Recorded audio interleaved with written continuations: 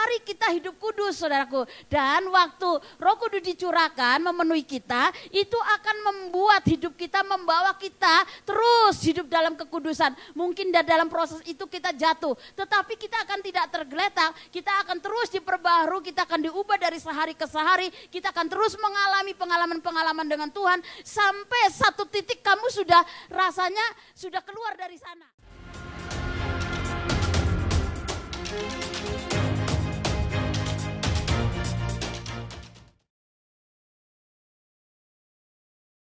Saudaraku yang dikasih oleh Tuhan, sore hari ini karena kita berbicara ini hari ke-10 di mana Pentakosta pencurahan Roh Kudus, mengingat pencurahan Roh Kudus dicurahkan, saudaraku, maka sore hari ini saya akan membahas tema Pentakosta, saudara ya. Jadi saya mau ngajak dulu apa yang Tuhan kerjakan ketika Roh Kudus dicurahkan, saudara. Ada amin? Oke. Ada yang masih mau ngobrol atau dengerin saya? Atau saudara mau khotbah sendiri? Oke. Saudaraku yang dikasih oleh Tuhan, kalau kita mau ngomong tentang memperingati hari Pentakosta, di mana Roh Kudus dicurahkan, banyak orang-orang diubahkan oleh Tuhan. Dan kita nih hari-hari ini sedang menanti-nantikan ya. Kalau melalui visi gereja Bapak Gembala Pembina kita menanti-nantikan Pentakosta ketiga, bagaimana Roh Kudus akan dicurahkan lebih besar lagi. Anak-anak muda sedang terjadi kebangkitan anak-anak muda, jutaan anak muda yang cinta Tuhan mati-matian. Dan saudaraku yang dikasih oleh Tuhan, kalau saudara perhatikan ya hari-hari ini saudaraku ya. Hari-hari ini saudara, bukan dari kita dengar Indonesia dipakai Tuhan untuk menjadi berkat bagi bangsa-bangsa. Nah saudaraku, jadi hari ini saya ngucap syukur banget karena gereja ibadah 4 itu jemaatnya sudah menetap gitu ya. Jadi tidak terpengaruh datangnya hamba Tuhan besar dari Indonesia di ibadah 1 dan 2 pun nggak terpengaruh saudaraku ya. Ya nggak ngejar-ngejar hamba Tuhan gitu loh. Tapi semua tetap di ibadah 4 karena percaya Tuhan tetap hadir di ibadah 4. Amin.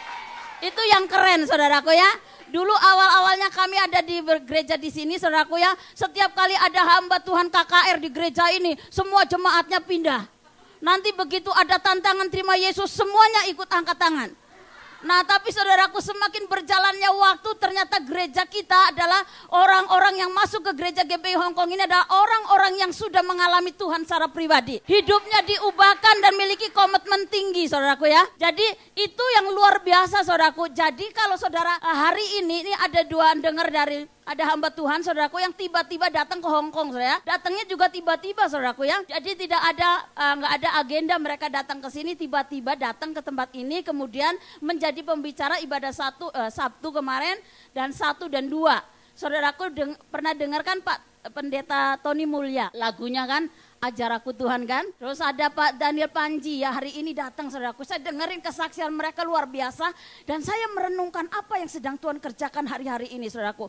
Dan yang luar biasa saudaraku, kita punya gereja Bapak Gembala, Ibu Gembala kita sedang memiliki petunjuk Tuhan yang mendapatkan panduan agar membangun menara doa di setiap distrik 18 distrik di Hong Kong. Dan ternyata saudaraku hari ini 2 hambanya datang ini saudaraku, mereka datang itu untuk di kapal pesiar ya, namanya apa, cruise itu ya.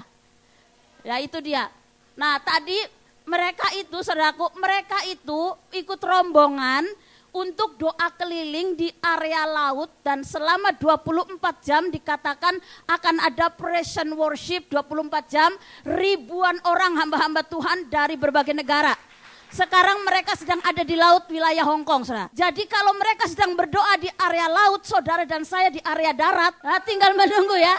Nanti yang pergi ke everyone ya, bulan Juli, mereka akan doa di area udara. Lengkap kan? Jadi saudaraku, saya cuma nangkep satu hal bahwa apa yang gereja, ya apa yang sedang Tuhan bicarakan kepada tuntunan di gereja ini, itu diteguhkan, disambung kayak puzzle, mainan puzzle saudaraku. Jadi saudaraku, saya cuma nantikan kalau hari ini kan kita semua sedang nantikan nih. Bahwa kegerakan Allah sedang terjadi, luar biasa, amanat agung akan selesai 2033. Jadi saudaraku dikasih oleh Tuhan, yuk libatkan diri gitu, jangan ada yang ketinggalan. Apalagi nih saudaraku, beliau tadi bilang begini, wah di sini di GBI ini wajahnya wajah tentara gitu. Jemaatnya semua kayak wajahnya tentara, kayak siap perang semua gitu loh. Nah jadi saudaraku yang dikasih oleh Tuhan, dan saya percaya kita ini menjadi kesaksian bagi banyak orang saya. Dan beliau katakan bahwa beliau cerita kepada pertemuan hamba-hamba Tuhan bahwa gereja kita ini gereja yang sedang mengadopsi kota ini 18 distrik untuk berdoa mengadopsi ini distrik-distrik ini saudara. Jadi saudaraku yang dikasih, perhatikan ke depan ini, yuk sama-sama. Kegerakan Roh Kudus sedang dicurahkan besar-besaran, jangan sampai ada yang kita kelewat gitu loh. Karena apa saudaraku? Ya saya cuma renungin bahwa ini pekerjaan Tuhan, kok waktunya tepat ya? Dan datangnya tiba-tiba. Saudara ingat waktu awal tahun, waktu Bapak Gembala awal tahun ngomong bahwa tahun ini adalah tahun tiba-tiba. Nah saudaraku, waktu Kak Feli kasih kabar kita bahwa ada hamba Tuhan datang juga tiba-tiba gitu loh. Nah itu kan pengkhotbah kita kan, khotbahnya kan sudah dijadwal 1 bulan sebelumnya saya. Tetapi kita tuh untungnya punya Bapak Ibu Gembala yang siap menghadapi yang tiba-tiba. Jadi saudaraku, jadwal khotbahnya digeser gitu, diberikan kepada hamba Tuhan ini. Dan minta hamba Tuhan ini untuk melayani kita. Nah saudaraku, waktu ngerenungi ini, ingat waktu bilang Bapak Gembala Pinang ngomong bahwa tahun-tahun ini tuh perhatikan aktivitas laut saudara ya. Jadi kalau kita itu sekali lagi dipanggil lagi berdoa untuk apa? Darat, laut, udara, anak-anak muda itu menjadi sasaran saudara. Jadi kita mengasuh kegerakan besar hari-hari ini tidak ada lain saudaraku. Ini karya daripada kuasa Roh Kudus. Nah jadi mari kita baca dulu firman Tuhannya. Kisah Para Rasul 1 ayat 8. Tetapi kamu akan menerima kuasa kalau Roh Kudus turun ke atas kamu. Dan kamu akan menjadi saksiku di Yerusalem dan di seluruh Yudea dan Samaria dan sampai ke ujung bumi. Jadi dikatakan kalau Roh Kudus turun kamu akan terima kuasa. Oke, sekarang saya ajak saudara baca Kisah Para Rasul 2 ayat 1 sampai 4. Ketika tiba hari Pentakosta, semua orang percaya berkumpul di satu tempat.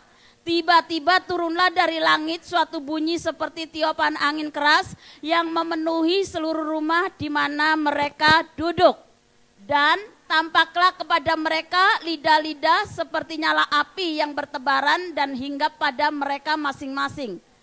Maka penuhlah mereka dengan Roh Kudus, lalu mereka mulai berkata-kata dalam bahasa-bahasa lain seperti yang diberikan oleh Roh itu kepada mereka untuk mengatakannya. Nah saudaraku, ini ada gambar nggak kurang jelas saudara ya, tetapi tidak apa-apa. Yang penting ini adalah gambar murid-murid ketika lagi berkumpul, terus dikatakan ada lidah-lidah api di atas kepalanya, itu gambarannya seperti itu saudara. Gambarannya seperti itu. Tetapi saudaraku yang dikasih oleh Tuhan, saya mau ngajak begini, apa arti Pentakosta ya? Apa arti kata Pentakosta? Di dalam kita sebagai orang Kristen saudara, Pentakosta dirayakan, apa arti kata Pentakosta? Dalam Kristen, Pentakosta dirayakan pada hari ke-50 setelah Paskah ya. Setelah Paskah yang memperingati kebangkitan Tuhan Yesus Kristus. Pentakosta dalam iman Kristen merujuk pada peristiwa pencurahan Roh Kudus kepada para rasul dan murid-muridnya. Pada hari itu Roh Kudus turun ke atas para murid, memberikan mereka kemampuan untuk berbicara dalam berbagai bahasa dan memberitakan Injil kepada berbagai bangsa di Yerusalem.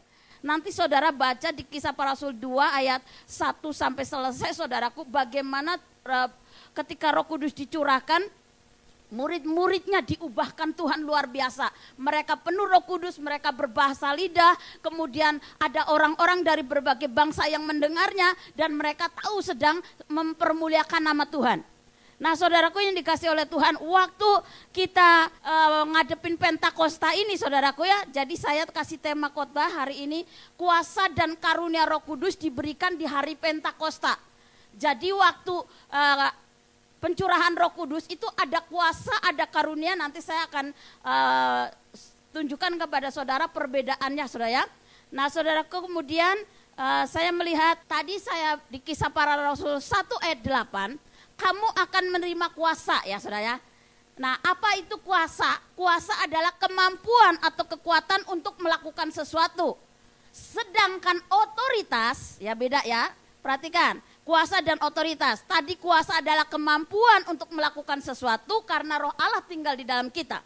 Sedangkan otoritas adalah hak untuk menggunakan kuasa tersebut. Oke? Kuasa bekerja karena Roh Kudus ada di dalam kita. Otoritas bekerja saat kita tunduk dan taat kepada Tuhan. Nah, saudaraku dikasih oleh Tuhan. Kalau kita dipenuhi oleh Roh Kudus, Tuhan kasih kita kuasa, saudara ya. Kuasa itu, saudaraku, kemampuan untuk melakukan sesuatu. Contohnya ya, seperti Petrus ya, yang tadinya awal hidupnya dia terus menolak Yesus gitu ya, menyangkali Tuhan Yesus. Begitu dia dipenuhi oleh Roh Kudus, dia dengan keberanian penuh memberitakan bahwa Yesus itu Tuhan, bahwa Yesus itu telah mati, bangkit, kemudian memberikan bagi hidup yang kekal bagi semua yang percaya. Jadi saudaraku, ada perubahan. Tadi di ibadah 2 ya, pembicara tamu bilang ketika Roh Kudus dicurahkan itu ada pembaharuan pikiran, ada pola hidup yang berubah. Jadi saudaraku yang dikasihi oleh Tuhan, ketika kuasa Allah dicurahkan kepada kita orang-orang percaya, itu nanti saudaraku, saudara akan membuat kuasa itu gak akan tinggal diam di diri kita saudaraku. Dia akan melakukan perombakan, perubahan pola pikir, perubahan tingkah laku kita itu pasti akan ada dirubah. Ada amin gak? Nah, ada banyak orang yang kesulitan kan mengubah kebiasaan buruknya begitu ya. Tetapi saudaraku, ketika ada Roh Kudus turun memenuhi kita, dia akan dengan kekuatan dan kemampuannya, dia akan membentuk kita dan akan membuat kita berubah secara pola pikir kita. Lalu karakter dan akhirnya buah-buah yang buruk itu ditinggalin. Kebiasaan-kebiasaan yang buruk akhirnya ditinggalin. Tapi mulai saudaraku ya, mulai mengalami sebuah perubahan paradigma, pembaruan pikiran itu mulai diubah oleh Roh Kudus. Nah kemudian kita melihat ya, ada lagi nih, kuasa dan otoritas untuk menjadi pemenang. Jadi saudaraku, waktu kuasa diberikan itu kita diberikan otoritas itu, kita tadi bilang ya, saya bilang otoritas itu punya hak untuk menggunakannya. Nah jadi ada banyak orang Kristen yang kalah terus gitu loh hidupnya. Padahal saudaraku tahu kalau Roh Kudus dicurahkan, Roh Kudus tinggal dalam hidup kita, saudara harusnya ngalami kemenangan saya. Ya menang dari persoalan, menang dari kedagingan, ya menang dari daya tarik dunia, menang atas kuasa setan. Nah saudaraku yang dikasih oleh Tuhan, jangan sampai waktu kita ini ada banyak orang Kristen tidak tahu menggunakan otoritasnya, ya sehingga hidup di dalam kekalahan, bolak-balik jatuh di dosa yang sama, bolak-balik di situ, nggak pernah maju membuat terobosan gitu loh. Nah saudaraku dikasih oleh Tuhan, kalau kita perhatikan bahwa ketika Roh Kudus dicurahkan, maka saudaraku kuasa untuk menghasilkan buah, Galatia 6 ayat 22-23, yaitu akan keluar saudaraku ya. Kuasa diberikan untuk kamu berbuah hidupmu, berbuah dalam karaktermu akan menjadi yang julu buruk ya. Tadi pembicara tamu itu ngalamin masa lalu yang sangat buruk. Jadi itu seorang bapak laki-laki, masa mudanya dia suka main motor gitu ya. Kalau main motor itu dia akan kebut-kebutan begitu ya. Kalau ada orang nyenggol dia akan marah. Bahkan waktu udah rumah tangga pun dia cerita bahwa kalau lagi marah dia banting pintu, kemudian banting galon air gitu ya.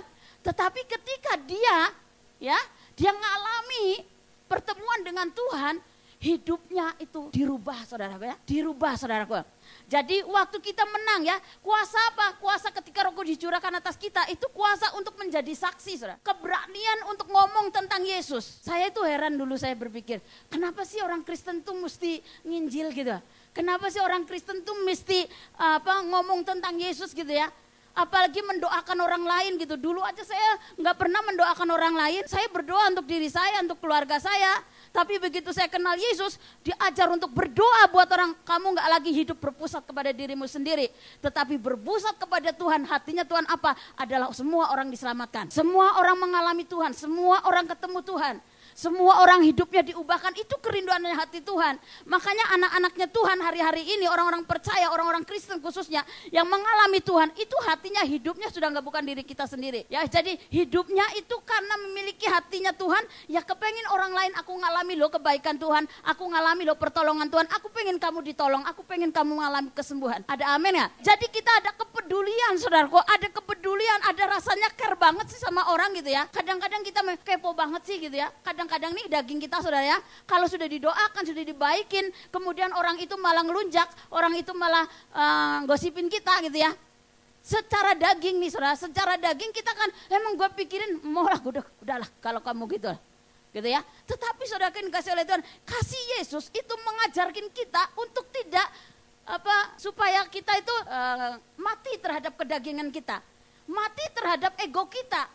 Karena apa? Yesus mati buat semua orang, ya. Yesus mati buat semua orang. Jadi kita harus memberitakan bahwa ketika kuasa itu diberikan sama kita, kuasa untuk menghasilkan buah kehidupan dalam hidup kita, kuasa untuk menjadi saksi, kuasa untuk menang terhadap dosa, kuasa untuk dalam kedagingan. Ya, kita kan masih manusia kah hidup di dalam daging. Ya, kita semua masih di dalam daging, tapi tidak boleh menjadi alasan bahwa engkau jatuh di lubang yang sama bolak-balik. Alasannya kan masih manusia Kak Norma, gitu ya. Tidak bisa. Kita harus menetapkan hidup kita bahwa Roh Allah ada di dalam hidup kita. Saya harus keluar jadi pemenang dari kedagingan saya. Ya, daya tarik dunia, coba daya tarik dunia sekarang saudaraku yang dikasih oleh Tuhan. Siapa sih yang tidak kenal internet ya? Internet sekarang begitu canggihnya.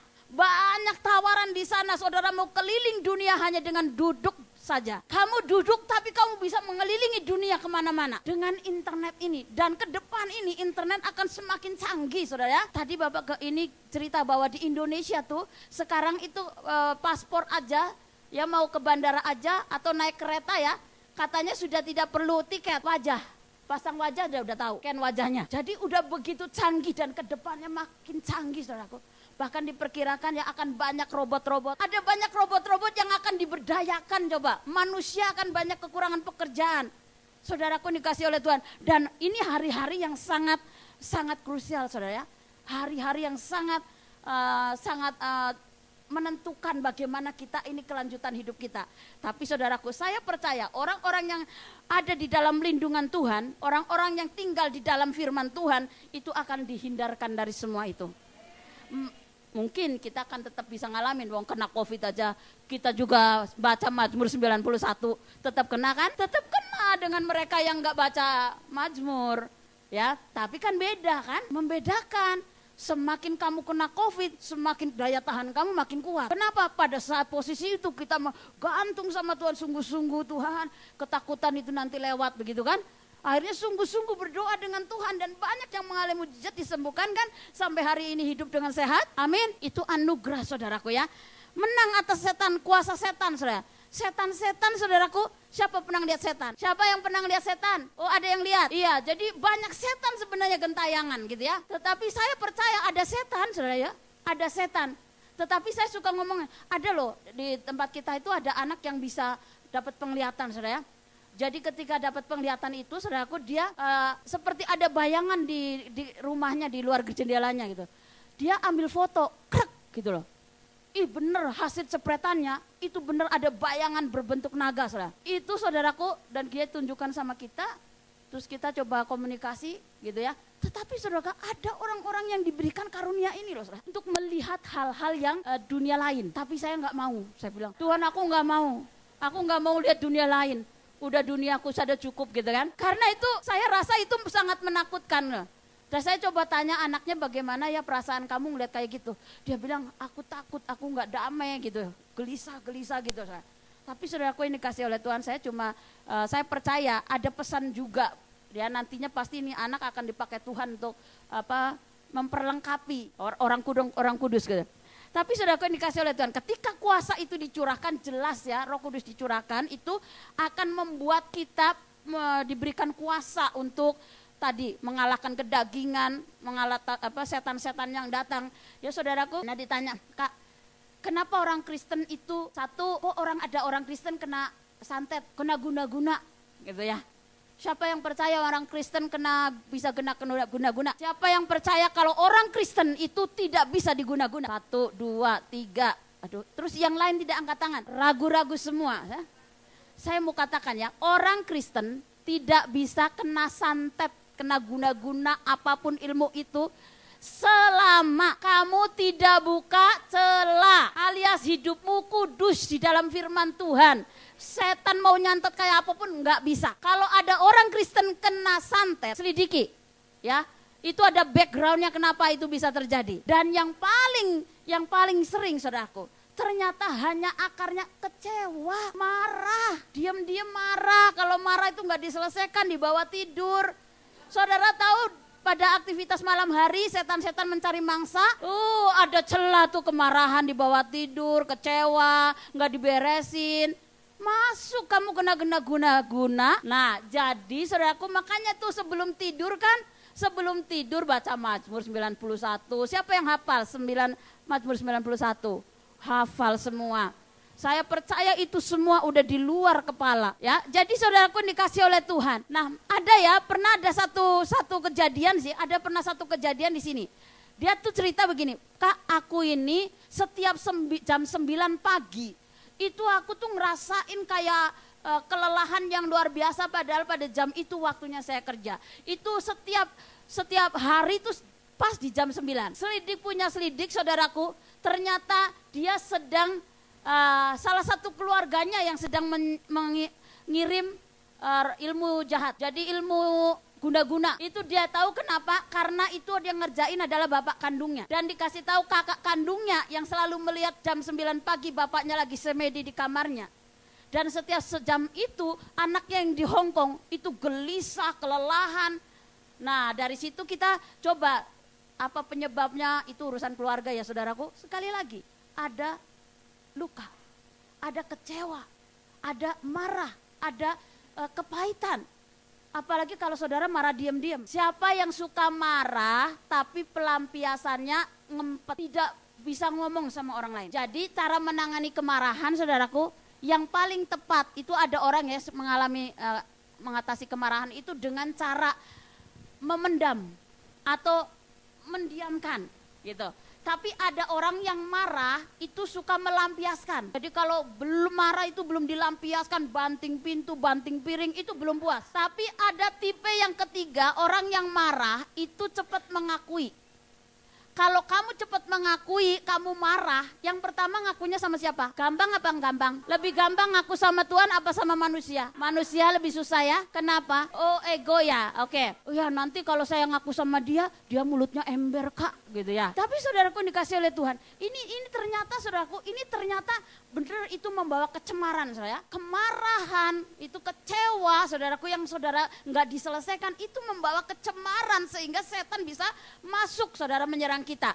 Karena itu saudaraku, mari kita hidup kudus saudaraku. Dan waktu Roh Kudus dicurahkan memenuhi kita, itu akan membuat hidup kita, membawa kita terus hidup dalam kekudusan. Mungkin dalam proses itu kita jatuh, tetapi kita akan tidak tergeletak, kita akan terus diperbaharui, kita akan diubah dari sehari ke sehari, kita akan terus mengalami pengalaman-pengalaman dengan Tuhan sampai satu titik kamu sudah rasanya sudah keluar dari sana. Amin ya. Oke, itu ada 3 karunia yang Tuhan berikan ya. Jadi waktu Roh Kudus dicurahkan kepada kita itu ada 3 karunia Tuhan yang diberikan kepada orang percaya. Satu itu apa itu karunia? Karunia adalah anugerah atau kemurahannya sebagai pemberian karena kasihnya. Oke, jadi ini 3 karunia. Yang pertama adalah karunia motivasi. Roma 12 ayat 6 sampai 7. Demikianlah kita mempunyai karunia yang berlain-lainan menurut kasih karunia yang dianugerahkan kepada kita. Jika karunia itu adalah untuk bernubuat,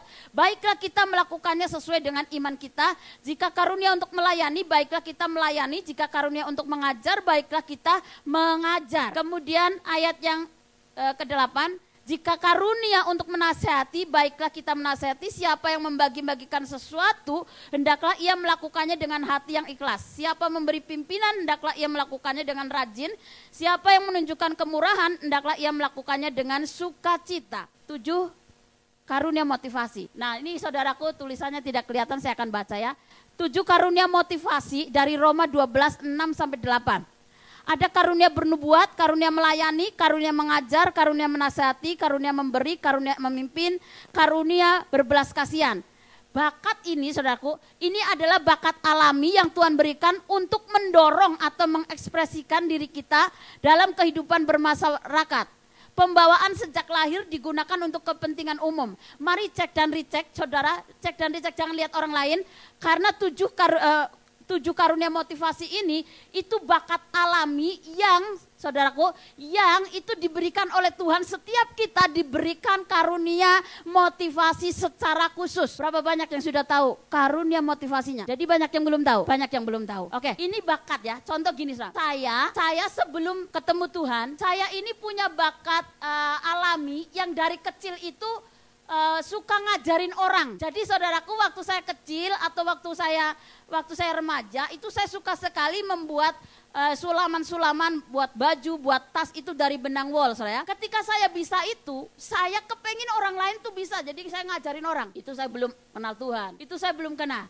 Waktu saya mulai menemukan itu dan mulai masuk ke gereja ini, mulai ikut kuesioner, mulai menjawab pertanyaan-pertanyaan, mulai ikutin pelajaran, saya mulai mengenali gitu loh. Saya mulai mengenali bahwa dari bakat alami saya itu ternyata saya tuh suka ngajarin orang. Maka nggak heran saudaraku, waktu Tuhan mempercayakan saya mulai jadi guru, jadi khotbah, ngajarin orang gitu loh.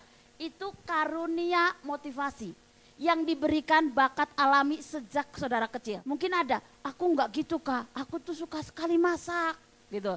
Kalau saya disuruh masak, apa saja yang di kulkas bisa jadi enak. Itu karunia motivasi saudara, itu mendorong, harusnya setiap kita bisa menemukan karunia motivasi ini. Karena saudaraku ya, saudara saya dengar kesaksian-kesaksian hamba Tuhan yang diberikan tugas untuk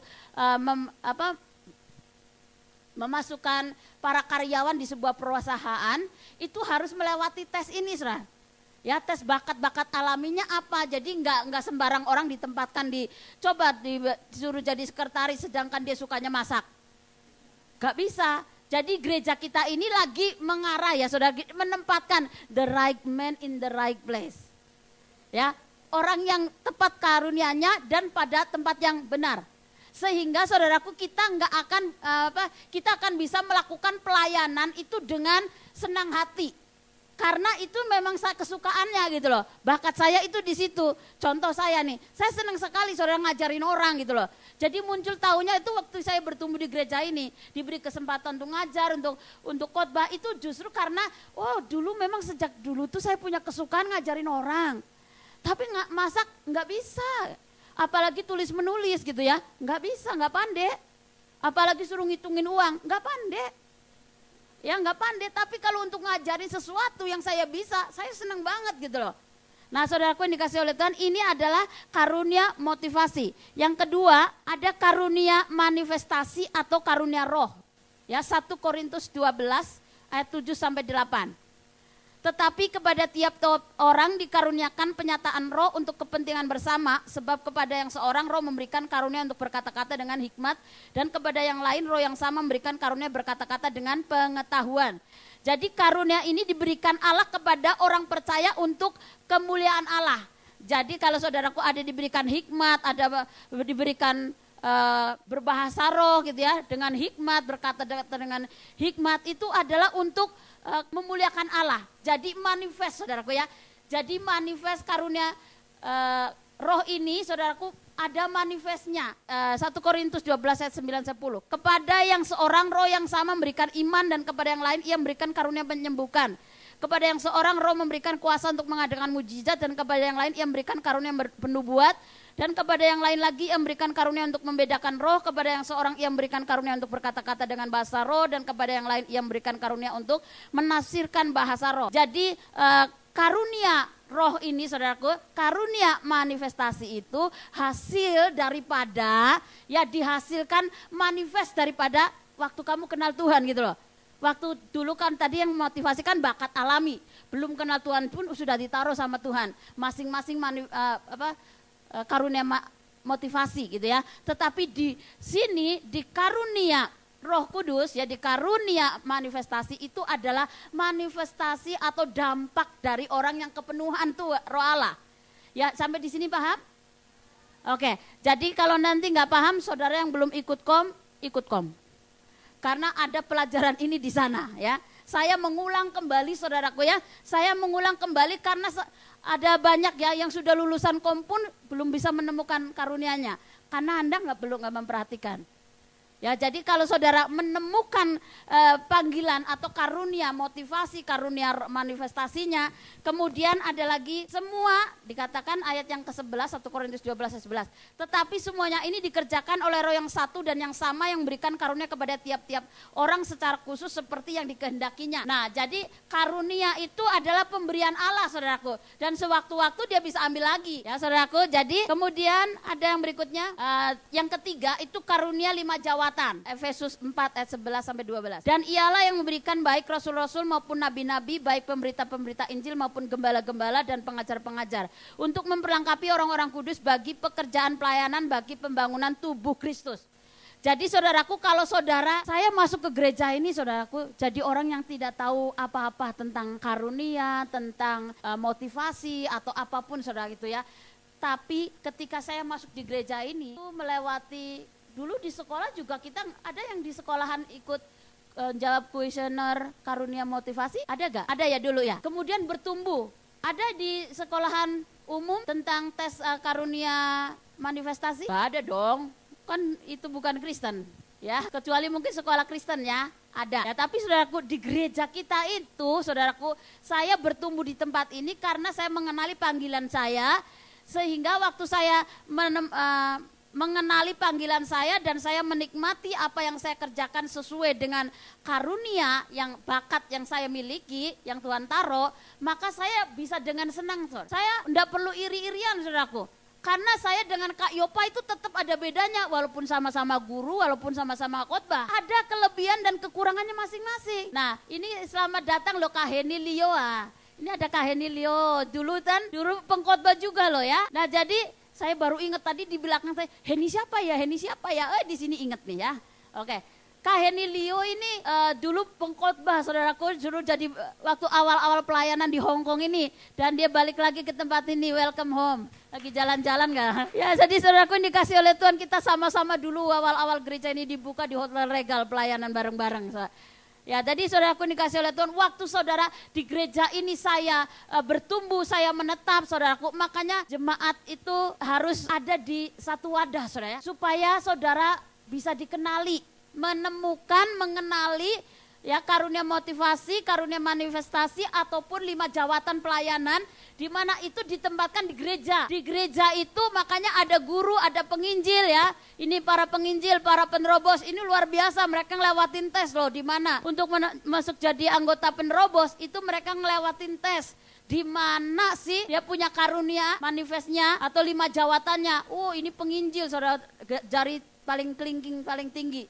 Orang penerobos itu rame orangnya dan berani, paling suka nonjol. Tapi saudaraku, nonjolnya apa? Bukan nonjolin diri, dia berani untuk cerita tentang Tuhan gitu loh. Nah, jadi waktu gereja kita ini ada nabi, ada guru, ada rasul, ada gembala, ada penginjil. Nah, lengkap nih di gereja ini. Jadi waktu semua masuk ke sini, saudara lewatin, nanti kalau saudara ikutin terus netep di sini, itu akan ada tes melalui ada tes karunia motivasi, ada tes kepemimpinan, ada tes 5 jawatan, itu ada di sini saudaraku, yang saudara belum tentu didapatkan di luar. Sehingga waktu kita menemukan panggilan kita akan bisa menikmati gitu, bisa menikmati, oh aku memang tempatku di sini gitu ya. Bukan berarti yang penginjil, bukan berarti yang nggak ada karunia penginjilnya tuh nggak bisa nginjil, karena penginjilan itu tugas semua orang percaya harusnya. Ada amin ya? Jadi nggak ada lagi, aku kan bukan penerobos jadi nggak bisa nginjil. Kamu bisa doa nggak? Kamu bisa cerita kebaikan Tuhan sama orang lain nggak? Ya itu udah nginjil gitu ya. Tetapi ada nilai lebih daripada yang memang karunianya penginjil. Itu prioritasnya saudara ya. Gerakannya itu hatinya tuh ke sana gitu loh. Hatinya adalah untuk memenangkan orang-orang gitu, untuk cerita tentang kebaikan-kebaikan Tuhan. Dan saudara yang dikasih oleh Tuhan, saya tuh sangat diberkati karena saya dipercaya untuk ada di tim penerobos ya. Di tim penerobos ini saya sangat diberkati karena melihat bagaimana tim saya ini memiliki komitmen yang tinggi. Baik di dalam pertemuan doa setiap Senin maupun saya pernah terlibat di dalam penginjilan di lapangan. Saudara, saya punya partner-partner yang orang-orang yang berani dengan cara terbuka nemuin orang-orang cerita tentang Tuhan, nawarin orang mendoakan orang di jalan-jalan saudaraku ya. Jadi dan di gereja kita ini sebenarnya itu saudaraku sedang terjadi kegerakan ini loh. Ada para penerobos, orang-orang yang Tuhan taruh yang hatinya itu untuk memberitakan firman Tuhan. Jadi saudaraku, sekarang bagaimana caranya kita menemukan ya? Bagaimana caranya kita menemukan? Satu, selidiki kemungkinan-kemungkinan melalui Alkitab.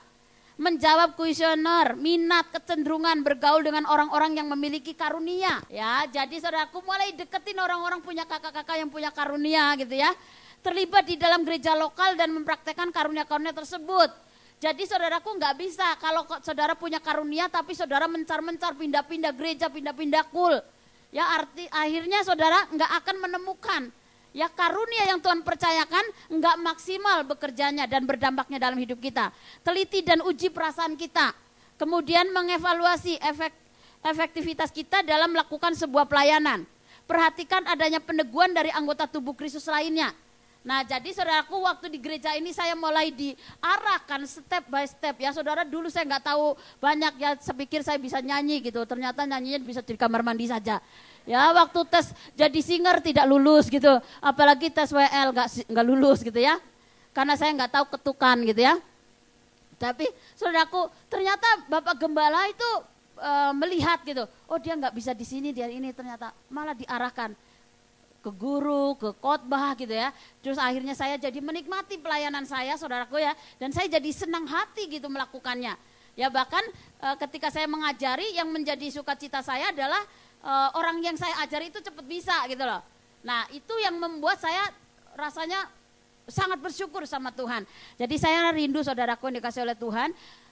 Saudara yang di ibadah 4 mulai menemukan karunia saudara, motivasi, bakat saudara yang sudah ditaruh sama Tuhan. Ya karunia manifestasi waktu kamu terima Yesus penuhan Roh Kudus itu ada waktu kau doakan orang sembuh ya. Karunia mujizat, karunia hikmat ya waktu kau didatengin orang-orang yang sharing, kamu punya untuk mendorong, untuk menyemangati, untuk mendengarkan gitu. Itu sebenarnya karunia, cuma banyak kita itu kadang-kadang nggak menyadari itu saudaraku, nggak menyadari sehingga kita nggak tahu, pikir hidup kita itu cuma ya udahlah kita kan cuma TKW gitu ya. Ya kita kan cuma TKW, pekerjaan kita kan cuma hari-hari kayak gitu, nggak usah lah ikut-ikut tes-tes kayak gitu. Padahal saudara itu sangat penting. Ketika saudaraku saudara berada di tempat yang paling tepat sesuai dengan bakat saudara, hidup saudara akan dampaknya akan lebih dahsyat. Ya, bukan hanya sekedar kamu melakukan rutinitas saja, tapi ada dampak yang Tuhan mau lipat gandakan. Nah, jadi saudaraku dikasih oleh Tuhan, mari kita belajar ya hari-hari ini untuk mempersiapkan diri bahwa ketika Roh Kudus, Roh Kudus dicurahkan, Tuhan sedang mencurahkan kuasanya, karunia-karunianya. Kali lagi saudaraku, karunia itu miliknya Tuhan. Ya, karunia itu miliknya Tuhan, pemberiannya Tuhan kepada orang-orang yang spesial gitu ya. Dan karunia motivasi itu udah bakat semua orang punya saudaraku. Temukan ya, temukan.